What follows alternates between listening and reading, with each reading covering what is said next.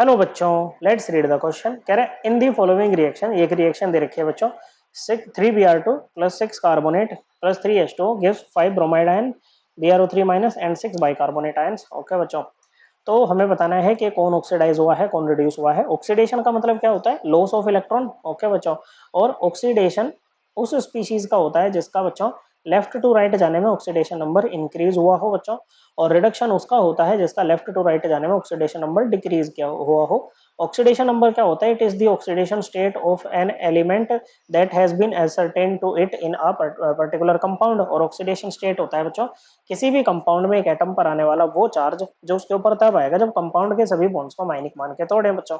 Okay, तो Br2 ये किस में है बच्चों? अपनी अनकंबाइंड फॉर्म में है, अपनी फ्री स्टेट में है। तो ऐसे में बच्चों इसका ऑक्सीडेशन नंबर हम देते हैं 0। क्या देते हैं? 0। ओके बच्चों, फिर है कार्बोनेट। Okay, CO3 minus. इसमें बच्चों ऑक्सीजन, कार्बोनेट में ऑक्सीजन का होता है -2।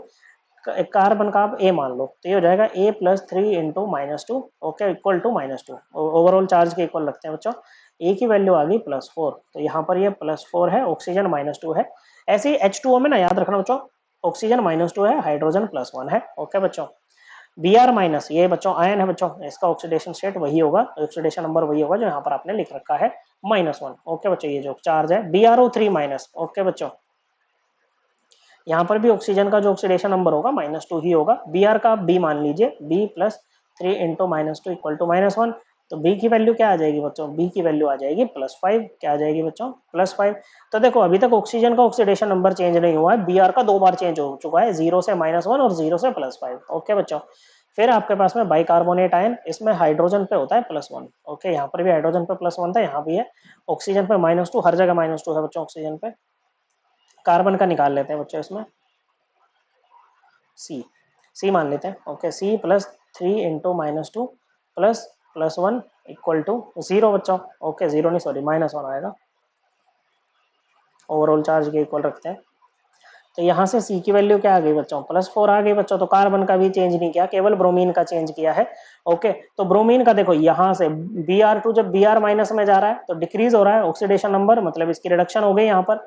ओके, और जब यहाँ से आप यहाँ पर जा रहे हो बच्चों Bro3- में, तो ऑक्सीडेशन नंबर इंक्रीज कर रहा है, तो इसका मतलब क्या हुआ? इसका ऑक्सीडेशन हुआ है। क्या हुआ है? ऑक्सीडेशन हुआ है। तो ब्रोमीन ही आपको ऑक्सीडाइज हुआ है और ब्रोमीन ही आपका रिड्यूस हुआ है।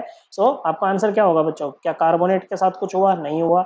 ओके, ब्रोमीन के साथ ही हुआ जो हुआ बच्चों। So correct answer is option 4, bromine is reduced as well as oxidised. Okay बच्चों, और ये जो ऑक्सीडेशन रिडक्शन का कंसेप्ट है ये हम अपनी एनसीईआरटी से रेफर कर सकते हैं, क्लास 11th की NCERT, chapter number 11, P block elements, page number, sorry, P chapter number 11 थोड़ी ना होगा, पी ब्लॉक का नहीं है, चाहिए चैप्टर नंबर 8 है,